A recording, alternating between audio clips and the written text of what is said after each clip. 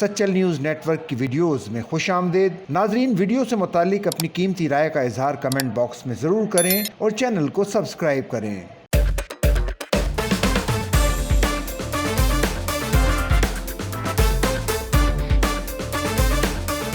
سعودی central bank کی جانب سے جاری کردہ ادائیگیوں کے توازن میں سفری اشیاء کے ابتدائی اعداد و شمار کے مطابق بیرون ملک سے سعودی عرب آنے والے زائرین کے اخراجات گزشتہ سال تقریباً 153 ارب ریال ریکارڈ کیے گئے۔ سعودی عرب نے سال 2024 کے لیے سیاحت کے شعبے میں بھی ریکارڈ نمبر حاصل کیے، کیونکہ اس نے ادائیگیوں کے توازن کے سفری آئٹم میں سرپلس ریکارڈ کیا۔ اس کا تخمینہ تقریباً 49.8 ارب ریال رہا۔ یہ 2023 کے مقابلے میں 7.8% زیادہ ہے۔ وزارت سیاحت نے وضاحت کی ہے کہ 2024 میں ادائیگیوں کے توازن میں ٹریول آئٹم کے سرپلس میں نمایاں اضافہ وزارت اور سعودی سیاحت کے نظام کے باقی اجزاء کی جانب سے سیاحت کے شعبے کو مضبوط بنانے اور قومی معیشت کی ترقی میں اس کے تعاون کے نتیجے میں سامنے آیا ہے۔ انہوں نے مزید کہا کہ یہ ترقی سیاحت کے نظام کی کوششوں کی تاثیر کی تصدیق کرتی ہے۔ سعودی پریس ایجنسی کے مطابق 2024 میں 30 ملین بین الاقوامی زائرین سعودی عرب آئے، جو پچھلے سال کے مقابلے میں 9.5% زیادہ ہے۔ یہ زائرین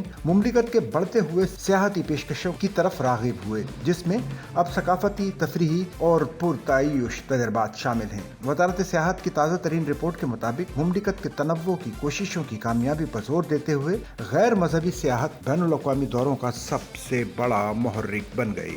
سعودی عرب کی سیاحت کی تبدیلی کا مرکز اس کے میگا پروجیکٹس ہیں۔ قدیہ، اربوں ڈالر کا تفریحی شہر جو ریاض کے قریب واقع ہے، عالمی توجہ کا مرکز بننے کے لیے تیار ہے۔ نیوم کا مستقبل کا شہر حیرت انگیز $500 بلین سرمایہ کاری کے ساتھ عالمی معیار کی سیاحت اور تفریحی تجربات پیش کرے گا، جس سے مملکت کی جانب سے سیاحت کا ایک اہم مقام بننے کی کوشش کو تقویت ملے گی۔ بحیرہ احمر کے علاقے کو دوبارہ تخلیق کرنے والے سیاحتی مرکز کے طور پر تیار کیا جا رہا ہے، جبکہ یونیسکو کے عالمی ثقافتی ورثے کی جگہ دیرپا ایک ثقافتی اور طرز زندگی کی منزل میں تبدیل ہو رہی ہے۔